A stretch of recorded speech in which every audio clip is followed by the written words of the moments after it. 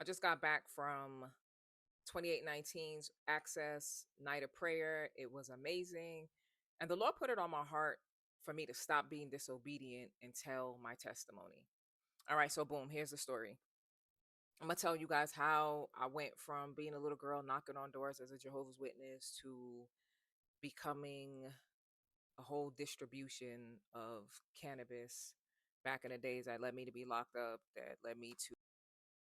All right, so boom, here's the story.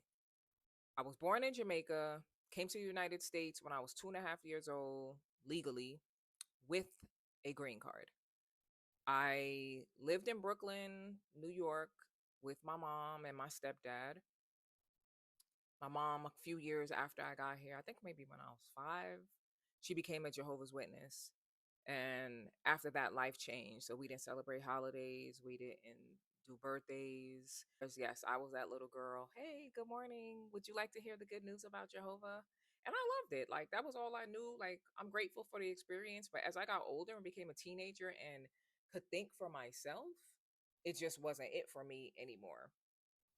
And so I was disfellowshipped from the Kingdom Hall at 19 years old. I had a miscarriage. And at this point, I'm not even living with my mom, but I'm trying to like restore our relationship and kind of have a mother daughter thing. And I figured I would go tell her that I was pregnant before I told anybody else. So I told her that Monday. Like, I remember it like it was yesterday. I told her on Monday. On Saturday, I had the miscarriage, lost a baby. At this point, I don't even really know what's happening. It took me such a long time to even go to the hospital because I didn't even know what was happening. And so I went to my friend Stephanie's house down the block, and her mom was like, "Yeah, no, you definitely losing this child." When I leave the hospital, do all of that, I was in Brooklyn, and I said, "Let me just go to my mom's house," and she had the elders there, and it's just like this whole thing. They asked like it was like an interview. They putting you on like a panel to discuss your sin. And I just felt like that was so wild and I was not with it. And they disfellowshipped me. So they get on a stage publicly and announce your name. So Natalie has been disfellowshipped. At that point, everybody in the Kingdom Hall knows that they can't speak to you. So people I knew when I was since I was a little teeny bopper see me on the street, they're not speaking to me. Like, I just lost a child. I just went through something so traumatic. And instead of getting the support, I'm getting judgment, I'm getting shame. And that's not what I felt like God was supposed to be. So I was like, all right, peace. Like, y'all kick me out. It is what it is. It was hurtful. I'm not going to say it wasn't, but I just moved on. And so now I can't go back to the house I was living in. And I was just like shunned. And my grandma, I would hang out in the hood, in the trap. And my grandmother noticed that I was just coming home with too much flashy things. I was like having like 5 bands every day. And so my grandma was like, "I'm going to buy you a plane ticket. You're going to Arizona to be with your brother." I said, "All right, cool." Get to Arizona now. Beautiful, nice place. I was like, "All right, cool. I'm going to get a job." Um, I get a 9 to 5. I'm working at Amex. I'm in Arizona. Start off with a 9 to 5. End up in this relationship where I get connected with a plug and I start becoming the plug. And was just, I don't know what you could say on this platform, but I was, as y'all, the young people say, I was her. Like, just people would come to me, all types of people, ball players, regular people, hood people, wanting weight. Okay. And I was getting this stuff to them from Arizona all over the United States. Eventually, as most people's story go, I got knocked. I get locked up. I am facing the funny thing about it, let me just rewind a little bit. My son actually told me that I was going to get locked up. He was about 3, 4 years old at the time. She's like, "Hey, Natalie, did you get locked up?" And I respond, "No." And she says, "Well, Ty said that you got locked up." So I'm like, I don't know what he's talking about. That never happened." So he comes home, and my son is basically telling me, like, "Yeah, you're going to be on a 101 highway. You're going to get pulled over.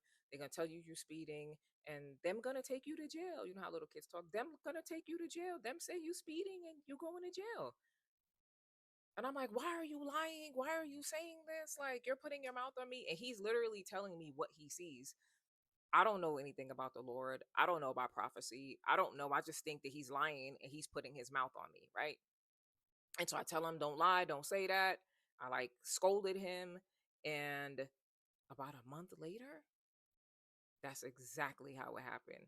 I was on this 101 highway. I was speeding. That's what they said. I was like doing like 1 or 2 miles over the speed limit. They said I was speeding.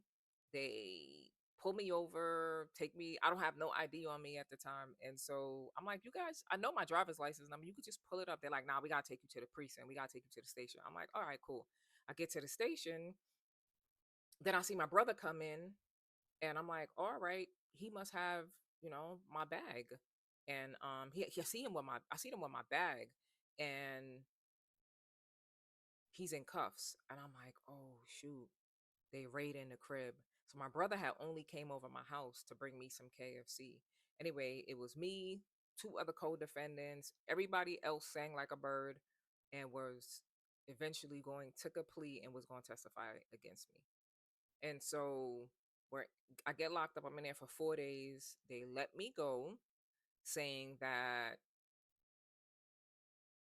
they dropped the charges. And so I have the attorney. The attorney's like, yeah, they probably did something wrong. You are going to we'll just keep monitoring it and see what happens. So 6 months later pass by, nothing ever happens. I just take it as, you know what, this is God giving me a second chance. I'm gonna move to Florida. So I moved to Florida. I got the cars, I got money, I got the things, all the things. I am just taking this as a second chance. I'm going back to school. I'm gonna get me a 9 to 5 job, and I'm gonna do the right thing. Because I realized jail was not for me. Like, that jail was not for me. Like 4 days, and I realized like that was not for me. And I go to the college and they tell me that I need a copy of my green card. So I go to the INS office. This is what it was called before it was USCIS. 3 hours pass by, they still not calling me. So I go to the lady at the window. I'm like, I had an appointment like 3 hours ago. I'm still here. Like, can you tell me what's going on? How much longer? She goes, oh, I just see. She goes, what's your name? So I tell her. She looks on the computer. She goes, oh yeah, I can see you apply for your citizenship. It's going to be just to be another couple of minutes, but you don't have an ID on file. If you give me an ID, I could go ahead and like, so you don't have to make another copy for the application. I'm like, all right, cool. So I give her the ID, literally, and she gives it back to me. About 8 minutes later, two big dudes come down. They like, Natalie. I'm like, yeah, that's me. You ever been to Arizona? I'm like, yeah. They're like, all right, come with us. We gotta take you upstairs. I'm like, for what? And they're like, well, Arizona, the state of Arizona has filed charges against you. And I'm like, for what? In my mind, I'm not thinking that it's the case because I have a paid attorney, right? So I'm waiting for, so I'm like, all right, cool. This gotta be a case of mistaken identity. So he has a folder, he's opening it up. He's like, Dad, let me see. Like, what did you do? You don't even look like you could do anything that's wrong. And as I look in his folder, I'm like, yo, I see my face with the big words fugitive at the top of the paper. I'm like, oh, snap. So at that point, I'm like, I'm fast, I'm young, I'm light on my feet. They big, overweight. I'm like, all right, there's an exit door right there. I know I could peel out the door and just keep it moving.